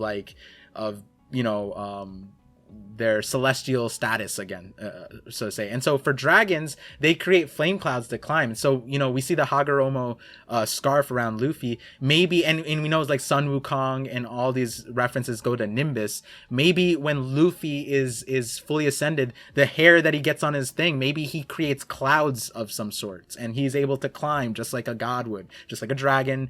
And that would put him on the same realm as a fully awakened god. But that was just an idea. I don't know. Like, I do like the idea that Luffy hasn't mastered Gear 5, because it kind of would be weird if he did, right? Like, I don't know if it would make sense for him to just, boom, everything I can imagine, and I'm perfect at it, It's right? done. Like, that doesn't make sense in any context. Guy. Yeah, like... Especially with more fights coming to One Piece, like Blackbeard, whoever we fight next in the next arc, like Luffy's always gonna have to keep on going higher and higher. So I feel like this is just the beginning. Like, even for the design, I feel like there's even rooms to like improve it or make it even cooler. Yeah. And the Blackbeard is actually where I wanted to segue, where I forgot who commented. They commented on our video, our stream together. And they were saying that Blackbeard might have extracted lineage factor. Not lineage. Now that we know paramecias are blood related, like you can recreate it just through the blood. What if he absorbed all of Whitebeard's blood? That could be a thing. Yeah, and that's how he has it. Maybe it's in some kind of thing. Maybe he, like, we don't know exactly, but we do know that his power is the ability to absorb anything, and maybe he can choose what he wants to absorb. And since now we have that separation that yes, paramecias can be transferred through blood. We don't know about the full context of green blood yet, but he could just take all of Whitebeard's blood, and that's all he needed. What about you? Okay, so you remember how Burgess was going after Luffy's fruit, and he had the knife out? What if he had the knife out because he just wanted the blood? Oh. Yeah. I mean, most people would just go to the idea that he was gonna kill him. Yeah, like that's the only way to hurt Luffy. He can't punch him; he has to stab him. But then it's like, Burgess doesn't have hockey post time skip? Like that's kind of weird. No. What if Burgess was just trying to get some of that blood, and that's why he had that like serrated knife, or not serrated knife? It had like the holes in it. It was kind of weird looking, but maybe it's just to like draw blood and hold it. Maybe. Wait, that could also imply that when it comes to stealing devil fruits, he doesn't need to kill them. So Moria could be alive, for example. All the people that they stole devil fruits, they could be alive, and they just. But it's just easier to kill them. Like, I don't know why you wouldn't. Like, okay, if you're a pirate out there and you're trying to steal devil fruits and you beat somebody and you want their devil fruit, steal it, but also kill them. You don't want them to come back for more. That's a bad idea. But the reason why I'm saying it might be that is because in Blackbeard's situation, one way or the other, that's him to Whitebeard, right? Yeah. Does he have the power to absorb and give to somebody else? You know what I mean? Like in Whitebeard's situation, he was able to just take it and put it onto himself. But if you create that separation that it was the blood, then now you get the thing where you can give it to other people. Now you can give it to Katarina Devon and whoever else maybe didn't have a fruit. I mean, it makes sense because the Blackbeard pirates are known as devil fruit hunters. Yeah. Not Blackbeard. They're like, oh, Blackbeard the devil fruit hunter. No, it's the Blackbeard pirates who are the devil fruit hunters. Yeah, I mean, again, so they could just kill and then, it transfers into a fruit, and that could be the explanation, obviously. But, that would be hard, though, because it could spawn anywhere in the world. Yeah, we don't know the context of that at the moment, whether it needs to be the same fruit, because we actually get it re-referenced here that there are different fruits. We got bananas, persimmons, a pineapple-looking thing, like various devil fruits. Yeah, so many different things. Mushrooms, right? So we don't know the context of it, and that I think it is a possibility because what would be the explanation? Blackbeard killed Whitebeard, had a fruit on him, the perfect fruit. It went into it. He ate it underneath the thing, and that's why the thing was over the Whitebeard. Maybe maybe the cape itself is a plot device because Oda didn't want to figure out how he stole it. Oda was like still scratching his head. Oda has like 5 ideas on a whiteboard. He has like his arms crossed, and I was like, you know what? If I just put a cloak over him, I can decide this later. Exactly. Honestly, I can just figure it out. Honestly, I mean, it's smart. That right? is like, an SBS question. Idea. I would ask him that in an SBS. So if anyone from Japan is listening right now, because I think they only take like Japanese questions. So if you're listening from Japan and you want to submit this thing, just put like Psycho Vision. Also, like put your name. Psycho. So Psycho. Psycho. You do it like a Japanese word. Yeah. There you go. And then he's gonna be like, whoa, nanda Japanese. And no, but you know what I was thinking? Like if we did Psycho Vision and then you start putting like a Psycho Vision in the hashtag or something, and Oda's like, what's Psycho Vision? He Googles it, and then the collab comes up, and then we got Oda to watch these. Yeah. Oda watches our collapse. Yeah, from the SDS question. Let's do it. Come on. What a fanfic. What a fever dream. Imagine Oda's like we know in his he living room watches right now. YouTube though. We know he does. He does. So Oda has stated he watches YouTube videos, and he even watches ones that aren't Japanese related. So like, you know, he could be watching like, I don't know, BDA on the side. He's like, oh, BDA-san. Like, Lucci. Marine agenda, you know, like he has one of his kids, like this is the family time, he has his kids like translate it to him or something, like as, like, they're learning English or something. No, he hears that you're having a kid and he's like, oh, I miss my family. And then he has like a tear rolling down his eye because Oda has a thing where he like never sees his family, which is really sad. He clicks off, he unsubs, he's like, oh, I can't have reminders of my children. Yeah. I'm trying to escape that. No. That's so good. I would love that. Yeah. Like I keep on saying, man, like by the end of the series, like I know he doesn't want to do anything else and he wants to be done with like work. But if he just came out with one book detailing every time he like every weird detail about the series, like times he changed his mind, times things were retconned, times he didn't have a decision, and then times when like he watched a YouTuber and he's like, change, retcon. the con no mi, bro. I don't know. I think my favorite part of that book would be the whys, because I feel like you'd learn so much about what's the decision making, right? He did say that if he watches a theory video and the theory is on point, he'll occasionally change the plot just so to be different. Was that actually like no, that is legitimate. That was like 10 years ago though. So I don't know if it's still relevant, but so Oda he was watching did say, King of Lightning. Yeah, he was watching King of Lightning. Yo. No, he heard King of Lightning say that Judge is top 5, and then Oda's like, oh no. Judge cry at table. You know, like it's so funny. Oh god. Garuda was originally supposed to be a special grade sword. Oh no. No, it's ungraded. All because King of Lightning shouted out Judge. He put Judge in the top 5 and Oda's like, ooh, time to rewrite the script. Nah, but what that would imply is that Oda would re-look at the content and try to be like, is he sane? Like, is he actually? And then he's like saw where he's like, oh no, based off what he's saying, he is top 5. I gotta change that. You know what I mean? If that was the context. We convinced him, right? Because I mean, he didn't believe that Blue No or Khalifa should be CP0, but the editors of Film Red changed his mind.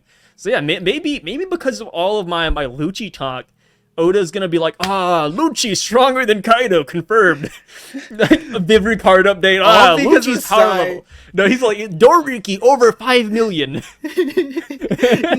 he's hearing like, I'll be so sad. I'm trying to fight for Lucci, and he's like, oh no, Sai, here, Awakening, here you go. Yeah, he watched it. And he was like, it's the desire of man. But he couldn't let you have too much. Because he couldn't let Lucci land a single hit on Luffy. Hey, Lucci took the W with the Seraphims and taking out SENTOMARU and Atlas. I'll take it, bro. I'll take it. Yeah. It's like winning the lottery, but you only win like the 3rd place prize. I take it. Easy, bro. We don't need the lottery. We'll just take the money. We'll walk away. And it's crazy. We didn't even talk about probably one of your favorite parts of the chapter. What is that?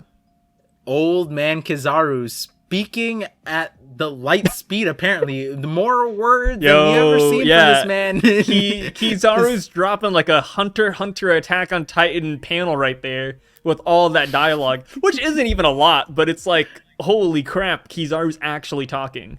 The official translations paraphrase like 4 words. Yeah. There was actually like another page entirely of just him talking and like dialogue bubbles with ... No, yeah, Kizaru's here, man, and he's bringing as many warships as possible to Egghead. And, those are battleships, bro. Like, do you think a Buster Call is in store, or do you think he's just bringing the military might to fight the Straw Hats?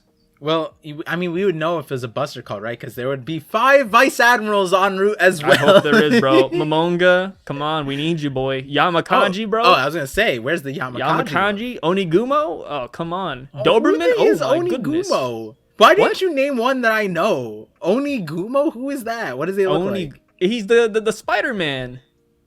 The guy with like the spider hair? Come on. Oh no. Captain Barry. Bro, Captain Berryman? Come on. The horror game that you played recently with was it you playing with the spider lady thing? Yeah. Oh god, that was terrifying. That was the scariest thing in that game. Jeez. Oh, if you don't know what he's talking about, I have a Twitch channel where I play a bunch of really great games. They're not free and they're not indie. They're always AAA horror games. Very, very, very fun time. But yeah, very fun time. With Kizaru, the thing that I want to ask you is like, if Lucci's solo taking all these W's like you're saying, yeah. And why is Kizaru coming? What is Kizaru going to contribute? Because he's on their side. Okay. Let me put this into gaming terms, bro. We play Valorant, right? Yeah. Imagine Lucci's like the Smurf on your team, the Reina main, the guy's like 20-0. Do you automatically just tell your team to AFK? No, dude. Insurance. You have the rest of your team, the bottom fraggers like Kizaru. He's still coming into plays. He's still helping out. You know, it is what it is, bro. Yeah. Kidding, by the way, but at the same time, it's like, yeah, Kizaru, like, of course he'd be here. Vegapunk is such a big asset. Assassinating Vegapunk is huge. It's a big mission. Having Vegapunk leave with the Straw Hats, like, if there was even a chance that could happen, it would be such a massive L for the Marines and for the world government. Like, you gotta have as many people. If anything, I'd be surprised if they didn't have a second admiral coming on their way, right? Like, if Green Bull was showing up soon, I'd be like, all right, that makes sense. Like, we got to stop the Straw Hats. This is a big threat. Luffy's not a joke. Surprised that Fujitora isn't here. The reason why is because something that I wanted to mention before is now the chessboard that Oda's playing is very odd because we discussed it. Does Lucci go up to them? Lucci has to go up to them. Why? Yeah. Because they have anti-gravity Vega Force giant robot that carried the the Thousand Sunny up to the island, and it's like, are they not able to just do that off of the island? Can't they just leave from the top? And so I almost feel like Fujitora needs to be here to bring down Labo Phase, right? Because like they can't go up there because of the defense thing, so I'm surprised we don't have something to bring it down here. And I don't know if Kizaru has any ability like that. We've only seen him like travel and blow up things. Watch him pull off a little Lucia. Just a giant light beam from the sun just shines down. Yeah, I mean, and like, that's where this conversation gets really odd, because can the Vega Force just use anti-gravity anywhere, or is it restricted to Egghead? Because I feel like it should be able to use it anywhere. And then if that's the case, then why is Vegapunk even afraid? You know what I mean? Like, you take that. Yeah, that's true. I mean, I feel like it's just Egghead. I mean, we're already nerfing him with the artificial devil fruits. Like, we gotta nerf him with that.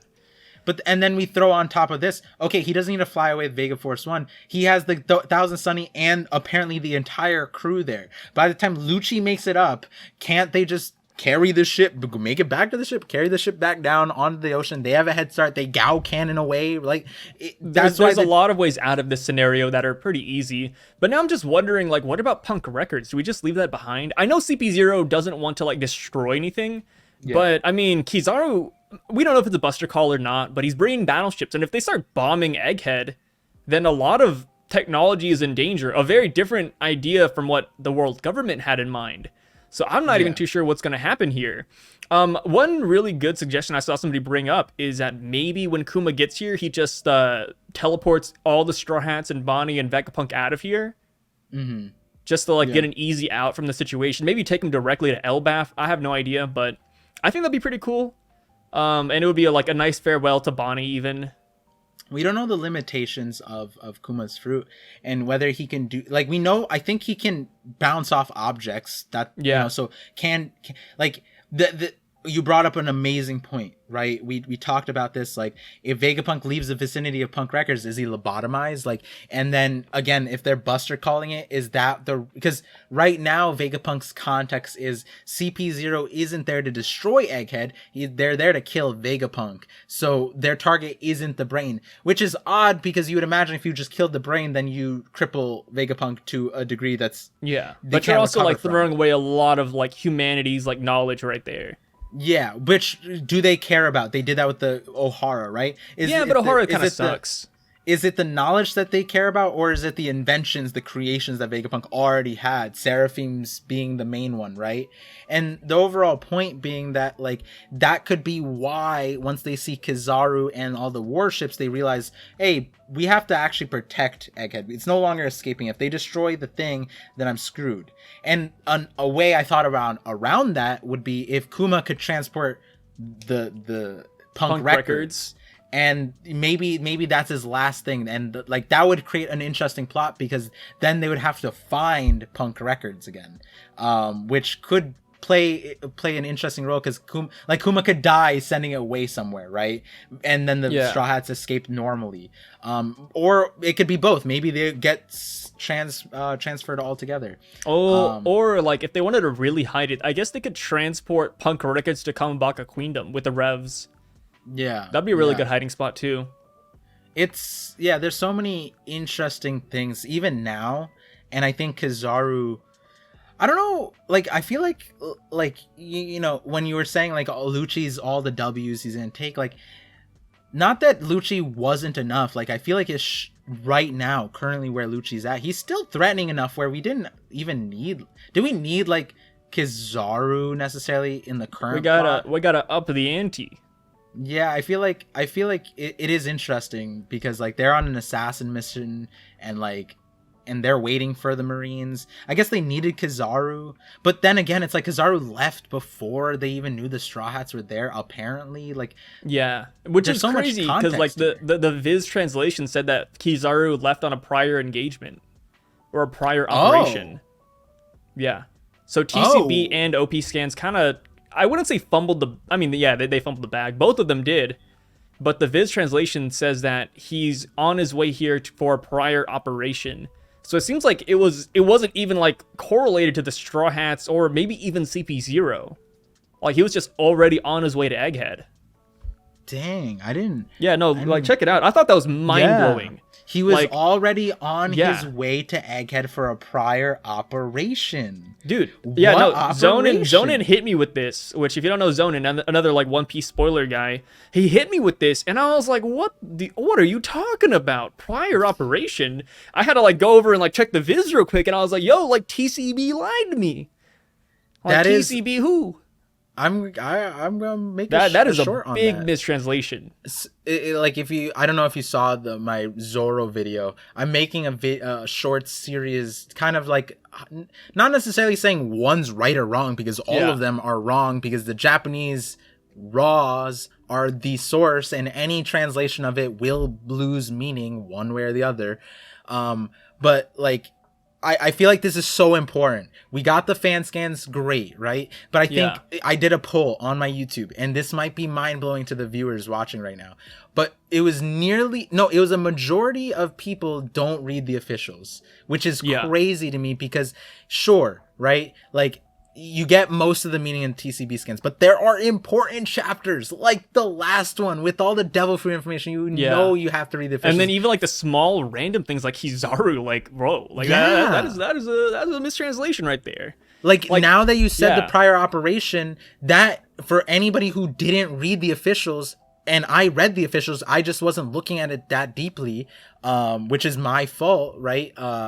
But like now when the plot point comes up, that's going to hit you in a way that doesn't make sense. And you're going to put it out. You're going to be like, oh, Oda fumbled, or the story's bad or something. But it's like, no, you just didn't read the closer translation. Bro. Yeah. Like that's kind of, yeah. So if you don't know what I'm talking about, just to bring everybody back up to speed, but in the TCB and OP scans, when Akainu's talking to the random marine fodder, he pretty much says something along the lines of, oh yeah, Kizaru was briefed and he's on his way to Egghead right now.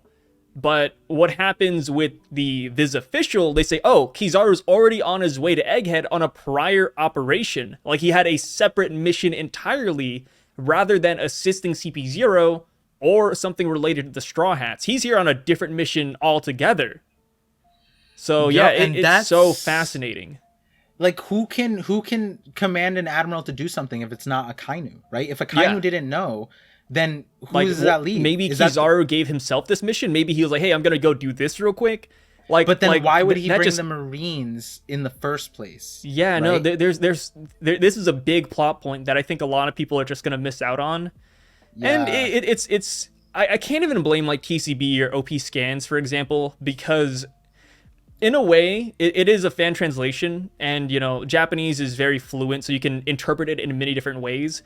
And I think the funny thing with having multiple scan sites trying to produce the chapter as fast as possible now, you have people adding their own nuance to chapters. Like, you'll see that some people actively try to avoid wording things the same way as another scan team. So it's kind of funny because when they do that, it's like playing, like telephone, where like you have one phrase and it just slowly gets more and more like diluted. So that's kind of what's happening here. But yeah, like Kizaru is such a wild card. Like even now, even though he still says that, you know, he won't let the Straw Hat crew escape that easily, it's like, okay, that's cool, but like how does he feel about Vegapunk? How does he feel about Egghead, CP0? Like what is really going on here? Like, even though we know that these two are the antagonists of this arc, like CP0 and Kizaru, it's still kind of gray as to what Kizaru's motives are. CP0 is black and white. Kizaru, like, I don't know, man. Yeah, like I'm almost wondering, because the reason this is crazy now is because saying he was headed on, and I'm gonna go through the raws. I do this for all my videos. I don't like especially with things like for the Vegapunk lines. I waited for the officials to digest them, and our tour gave his synthesis of what the raws kind of mean and how close the officials were. And I feel like this chapter was the one that was so heavily scrutinized for the translations, and that was a part that we missed. And what this now adds, and I'm going to check the raws for it, is if he was ordered on an operation, like you're saying, if it's on its own, why bring other Marines? Does he ever like go places with other people en route? Like bro was flying on a cannonball the other time, right? Like he was about to go places all on his own, and sure, he brought Marines, but like going on a prior operation, now it sounds like someone commanded him. And if Akainu didn't know, is it the Gorosei? Did the Gorosei do that? But then they don't know about Im. I don't know if the admirals know about Im. That doesn't make sense. No. And the people who command CP0, I don't think the CP0 know about Im. So then the people who command the CP0 is the Gorosei. So then you're kind of left with, did the Gorosei command Kizaru and CP0 on separate missions? I am leaning towards Kizaru doing it for himself. Yeah, because that's like, who else would boss him around and give him a different mission than CP0, right? Now, the other flip possibility is maybe the Gorosei didn't set them on two separate missions. Maybe two separate Gorosei members had different agendas when it came to Vegapunk and Leloucia. And so one sent the CP0 and one sent Kizaru. So one sent them to wipe out Vegapunk, maybe to keep some of the things, and the other one sent them to destroy Leloucia, or not Leloucia, to Egghead, and that might be why sending Kizaru makes sense. But again, like I think I agree with you that it might make more sense that he had his own operation there.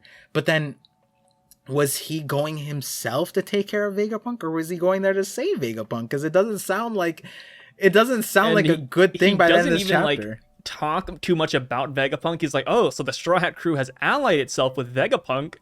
So like, what? Like, I don't know. Like, I wish he talked like one more sentence about Vegapunk, like so we could read the room, right? Like read the atmosphere. Friend, foe, trying to kill him. We don't really know. And I see people saying, oh, Kizaru's definitely a bad guy. Why would he defy the world government? We've seen it multiple times, right? Like, admirals have had their own sense of justice and followed through with it. Fujitora being a prime example. Aokiji. So what is Kizaru's form of justice again? Lazy justice. I thought that was Aokiji's. Aokiji is lazy justice. Yeah. What's Kizaru's? I don't really know what Kizaru's is. Kizaru wiki. But yeah, no, like if Kizaru had his own sense of justice to where like maybe he was cool with Vegapunk but didn't like the Straw Hats, I feel like that would make a lot of sense. And so far the Straw Hats have been getting a lot of Admiral W's lately, so I don't know. We'll see. Kizaru is definitely an interesting card. Oh, what is unclear justice. Unclear justice. All right. See, look at that. Look at that. Unclear justice. Kizaru confirmed to be a wild card through and through. Dude, all I gotta say is that there's a reason why Oda like almost never shows what Kizaru looks like in a serious fight. Like all the admirals, even like they show up, they throw like one or two hits, they clash, and then they walk away. Like it's rinse and repeat for the Admiral. So I feel like right now might be the best time to finally see what they're all about. Like I think we're at that point of the story where even if Kizaru like doesn't win or lose a fight necessarily, I think just seeing him do something of substance would be nice. Yeah, like I was just thinking, like maybe his awakening is to break the spectrum of light, and the reason why that would be cool is because then that would mean he could use Foxy's power, because Foxy's power is slow-mo photons. It was a particle of light that slowed things down, and so if he's a light man, maybe his awakening allows him to, maybe he could just point and shoot out slow beams, maybe fast beams. Like that would be kind of crazy if he could do something like that. It would just mess up everybody's tempo. Like Luffy goes in to hit him, and then he's either slower or faster, and then he just misses everything. Yeah, that'd be kind of broken. If I'm not gonna lie. I mean, he is an admiral. I mean, we need the admirals to show off. Like they got to do something. Yeah. This is like you're saying. This is the time for Kizaru. Yeah, this is a great chapter too. It's funny enough. Like this is the page right here, the final page with CP0 and Kizaru. This is what Oda wanted to end 2022 off on. Like he looked at this and he said, "This is it. This is it, so boys." We're not getting one more chapter this year. We are. We're getting one more chapter, but technically, the publisher is on a break, so officially there's no chapter next week. So this would have been the last chapter of 2022. We are still getting it because spoilers and fan translations and stuff. But the Viz official won't come out until January. And I mean, same with Shueisha. So yeah, this is the last chapter of 2022. Speaking of Justin Trudeau, I just thought of something. We missed something in this chapter. Oh no. What? One last thing before we end off, but what devil fruit do you think Mihawk's Seraphim has? Oh, does he have one of the things? Or, I mean, we can assume all of them do. And if you look at the panel where he's attacking, you can see like a little bit on his arm right here, you could see like where the band would start for the green blood. Yo, give him the chop fruit. Let's go. The chop fruit? If you give him the chop, he is game over. I thought it would be really cool if he had like the dice fruit from Mr. One. Like he's just a whole sword. And if he gets a dice fruit, my Mihawk is a sword theory stocks go. Oh my gosh, I didn't even think about that. Yeah, one way or the other, both great ideas. Both amazing ideas. And plus, it'd be really weird if, like, out of all the Seraphims, Mihawk just didn't have green blood. It would just have had to red be blood. It would have to be a Paramecia, though, right? Yeah, it would have to be Paramecia. So both of those that's why are... I went. Yeah, both of those. Chop, dice. I think those fit pretty dang well. Like I want the dice. It's a biased reason. It's because I have a theory about the chop fruit being like a secret mythical Zoan. So I don't want that, because if it's the chop fruit, then that's automatically it kills your theory. Yeah, unless I like the dice, bro.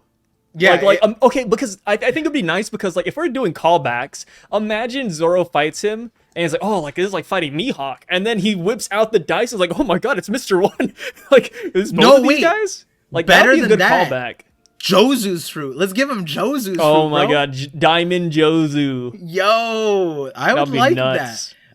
One, man. Yeah, the possibilities, bro. Like. And Oda's hiding it. Like, he showed all the Seraphims using the Meadow and stuff, and then he's like, oh, Mihawk, hush, like, we gotta hide this one. You know what I just realized? What's up? They have the Mane no Mi. Like, he could have gave the Seraphim the Mane. Could you imagine a Seraphim Mane no Mi? That'd be kind of broken. Wait, what's the Mane no Mi again? The clone fruit. Oh, yeah. The clone fruit. I mean... Yeah, because you get the body... Oh, but then that would be a nerf, right? Because you'd go from a Lunarian to whatever the other person is. Yeah, that'd be a nerf. Never mind. Because you don't get their abilities. You just, like, look like them. I mean, it would be good for, like, CP0, I guess, right? Like, you get their physical abilities. You get their physical abilities. Do you? Yeah, you get the... So, when Bon Clay turned to Luffy, he became as strong as him. He didn't get the rubber part, but he copied his ability, like, his physical abilities, his voice, he could tap into everything. Clone everything. That was it. Wait, he can copy Luffy's physical ability? Yeah, that's what it was. No, so I don't believe this. He slapped Luffy into the wall, and he was like, wait, why is the first one the OP role playing? Mane no Mi. Where? Mane. It allows the user to turn into a physical double of anyone they have touched, making the user imitating a human. When the user changes, they also imitate the copy person's flexibility, strength, and abilities. Yes. Aside from those bestowed... Oh, it does. So if he does this on Kaido, he's as strong as Kaido without a devil fruit. What? Yes. That's why the Mani that's Mani no Mi is broken. I didn't know that. I've been talking about this shit, bro. It's crazy. I mean, it's not a bad devil fruit to give to a Seraphim, but I don't know. Like, I wouldn't give it to Mihawks. Like think about like I thought this was my romantic idea. Yeah. Right? At the end game, Bon Clay's fruit ascends, bro. And maybe it's not like, maybe they can't copy devil fruits, but maybe like the context of imagination comes into play, and he wants to be his friend so badly, right? Because he's already transformed into Luffy to defend him, right? He transformed into Luffy so that he could escape, right? So in the final war, we don't get just one Nika. We get Bon Clay as Nika. And people have already said that Bon Clay's like final pose was Nika's like pose. And Bon Clay is a great Nika, bro. So then you get two Joy Boys, Nika, back to back. And one is Bon Clay and one Luffy. And it's the power of friendship. Let's add a third Nika in there. Let's give it to the Mihawk Seraphim. He's joining it. Yo, so you want him to the clone fruit to I mean, Mihawk? for the meme, yeah. But I mean, realistically, I feel like the chop or the dice makes more sense. Yeah. Or any other Paramecia, to be fair. Yeah, Jozu's. Dice, Jozu's. Like, how cracked would it be if he had baby fives and he could just, like, pull out a Glock? Yeah, no, like, the sword turns into a gun. Yo. Zoro's, like, ready to clash him, and then Mihawk just, like, pulls out a gun and just shoots him. You didn't see that coming. You weren't ready for everything. Like, nope, come on, Zoro. Three-sword style, I have a gun style. Yeah, like, I guess what we have to... Like, anybody who's cycled through Impel Down is fair game for Mihawk. Like, who's gonna have? Are we gonna have Doflamingo Seraphim, or are these all the ones that they could afford? Right? Are we maybe giving him this the string fruit is pretty cracked for a swordsman, right? Because that's essentially cutting.